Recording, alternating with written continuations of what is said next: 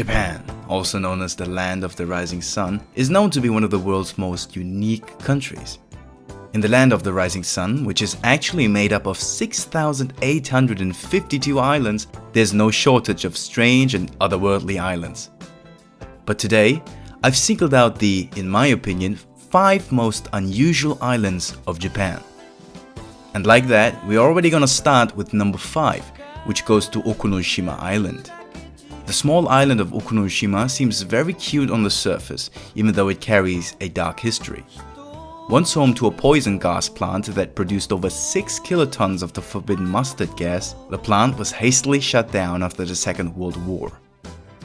Most of the laboratory animals, including rabbits, were then set loose on the island, and because there were no natural predators native to the island, the rabbit population exploded to the point that there are now hundreds of tame rabbits roaming the island. These rabbits give the island its local name Ujima, which literally translates to Rabbit Island. Although testing bunnies were used at the poison gas plant, many insist that the rabbit population instead originates from a couple of bunnies that were released for a new park that was developed on the island. However, it doesn't matter which story you believe, this is an island you have to see for yourself. Number 4 goes to Gunkanjima Island, also known as Hashima or Battleship Island. This island off the coast of Nagasaki has been heavily featured in pop culture, including the 2012 Bond flick Skyfall. The fortress-like island was used from 1887 to 1974 for seabed coal mining.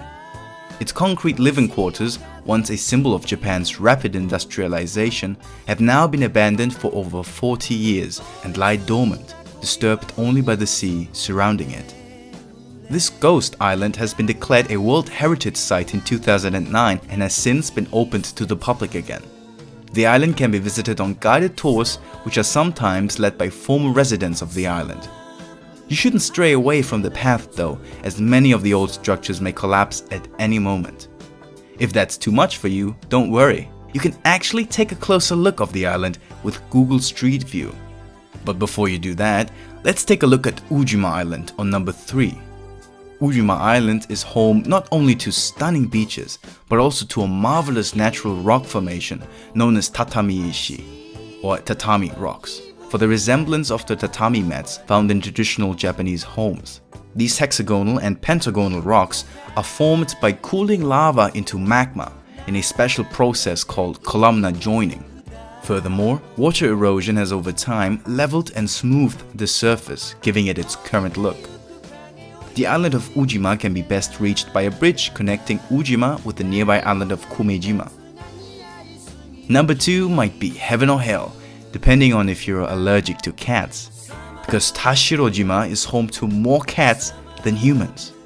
While Tashirojima is only one of 3 Japanese islands with a huge population of stray cats, on Tashirojima, cats outnumber humans 6-1. This is because the inhabitants of Tashirojima have since the late Edo period raised silkworms and have used cats to protect the worms from rats and other rodents. However, as the human population began to shrink over time and the cat population was left unneutered, the cat population grew to its current size.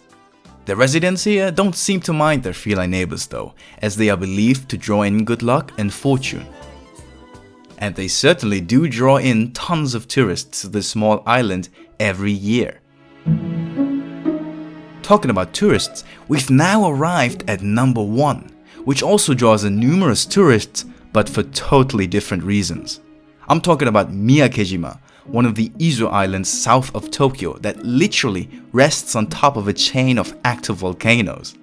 The volcanic outbreaks here, 5 of which occurred in the last century alone, are just one of the dangers the inhabitants of Miyajima have to face, because the volcano in the center of the island also emits high amounts of toxic gases, mainly sulfur.